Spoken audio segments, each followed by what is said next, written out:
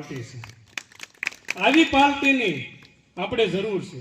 એ સામાન્ય માણસ જ્યારે રાજનીતિમાં આવ્યો તો શું થાય, તો આપણે પંજાબ અને દિલ્હીમાં જોઈ છીએ। સામાન્ય માણસ જ્યારે રાજનીતિમાં આવ્યા એટલે એને ખબર પડી કે એક લાઇટ બિલ ભરવું કેટલું મુશ્કેલ હોય છે।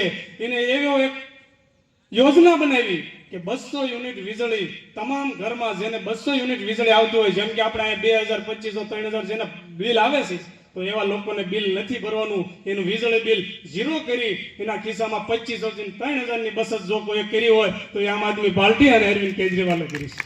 આ સામાન્ય માણસ જ્યારે રાજનીતિમાં આવે તો એ થઈ શકે। આ લોકો આપણને વર્ષોથી ડરાવે છે કે રાજકારણ ગંદુ છે, રાજકારણ ગંદુ છે, તો વર્ષોથી તમે ના શું કરો છો?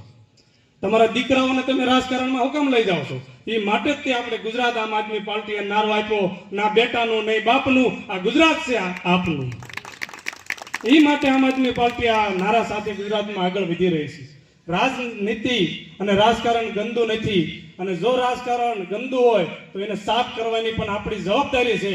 તો હું યુવાનોને અને આગેવાનોને કહેવા માંગુ છું કે આવો આમ આદમી પાર્ટીમાં જોડાઓ અને આ ગંદી રાજનીતિનો સફાયો કરવા માટે ઝાડુના નિશાન ઉપર આવનારી ચૂંટણીમાં મતદાન કરો।